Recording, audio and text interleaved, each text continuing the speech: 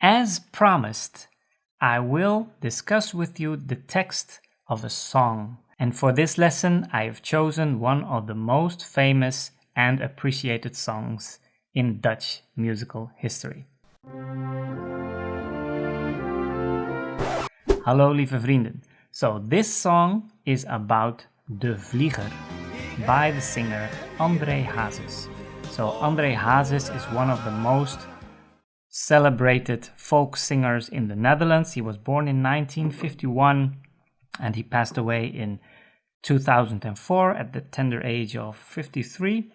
And if you would Google him, you would probably find his son as well, because after he passed, his son with the same name also started a singing career. But this song is from senior André Hazes. So how I am doing this is as follows. I will explain the text to you. And then after that, you can use the link below to look up the original song and then listen to it, and then you will understand every word of it. So this is a really fun way to learn a language, right? By understanding the songs. And I will just go by it in a technical way, and also I will address mistakes that are made in the grammatical sense and how you can use alternative ways of expressing something. Because, as you know, writers of a song, they will often deviate from the grammatical rules, right? Because otherwise it wouldn't fit poetically. So this is also done for this song.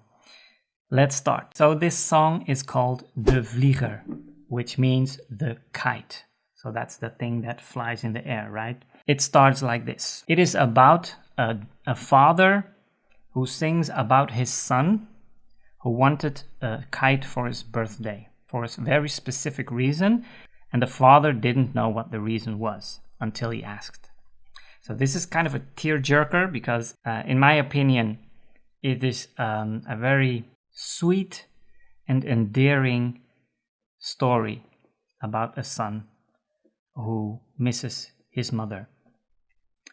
Okay, so the first sentence is: Mijn zoon was gisteren jarig, meaning my son had his birthday yesterday. So in the English language, we are addressing the day, right?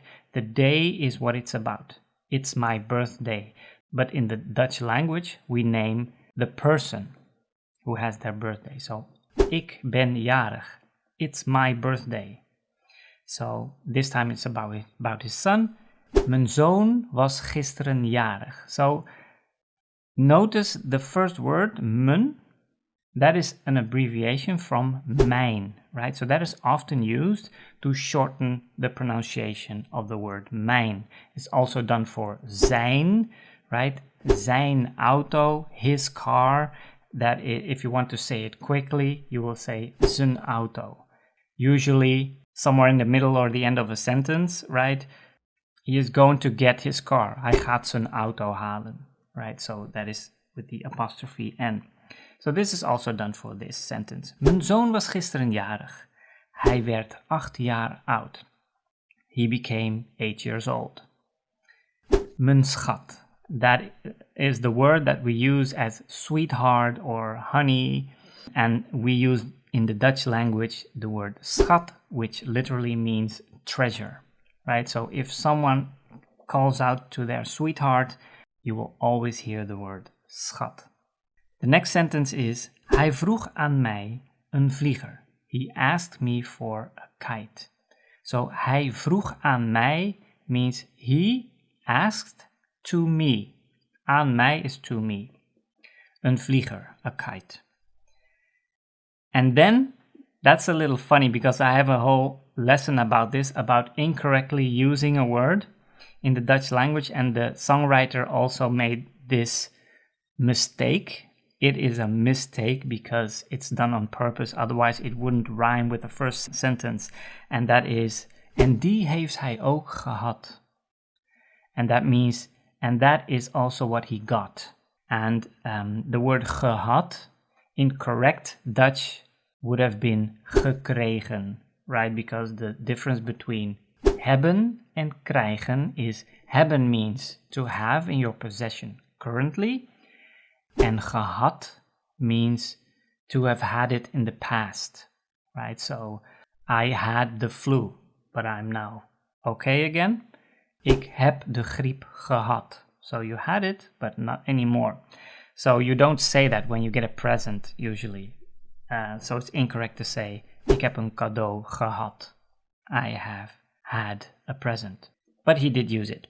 The next one is naar zijn bal, zijn fiets, zijn treinen. Nee, daar kijkt hij niet naar om.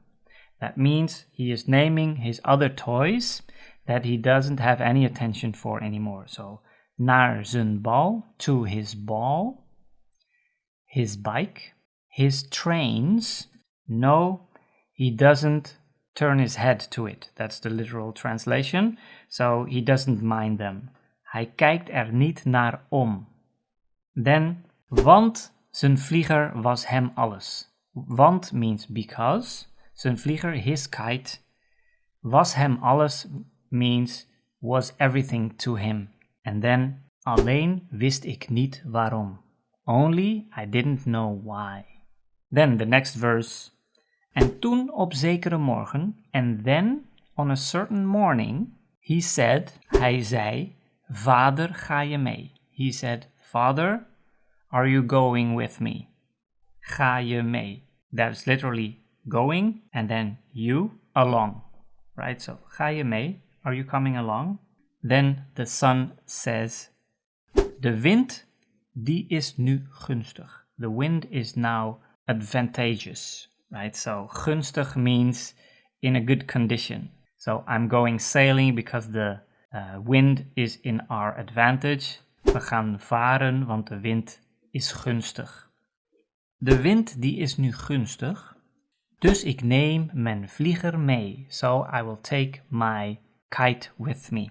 And then the father says, in his one hand he had a kite. In zijn ene hand een vlieger. So ene, that is used if you say the one or the other.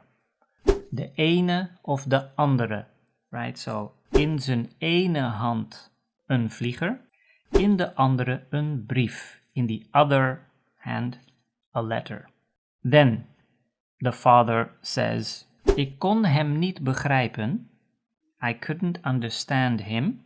Maar toen zei mijn zoontje lief, but then my son said in a sweet way, right? So, mijn zoontje lief. Lief means sweet. And then here comes the waterworks, because this is where it becomes very sweet. The son says, ik heb hier een brief voor mijn moeder. I have here a letter for my mother. Die hoog in de hemel is, who is high in the heavens. High in the heaven, literally.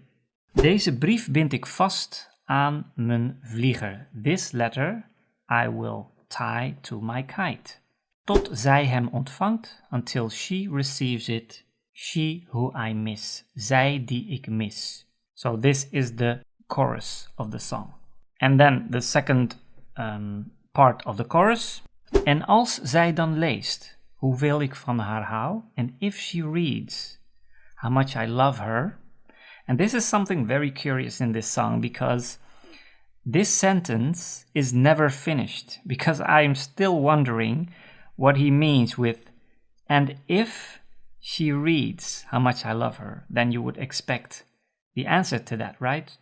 What will happen if she reads it? But that is never answered in this song. So I think this is maybe forgotten by the writer, or it's done on purposely because it didn't fit in the rest of the text. But anyway.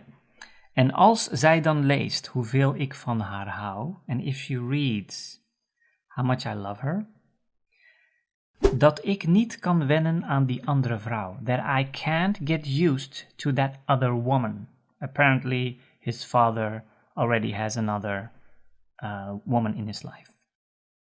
And then finally, ik heb hier een brief voor mijn moeder. I have here a letter for my mother, die hoog in de hemel is, who is high in the heaven. So, this is the entire song. listen to this explanation once more and then click on the link below to hear the complete song, and now you'll understand every bit of it. And I'm wondering what you think of it. How do you like the song? Did it bring you to tears?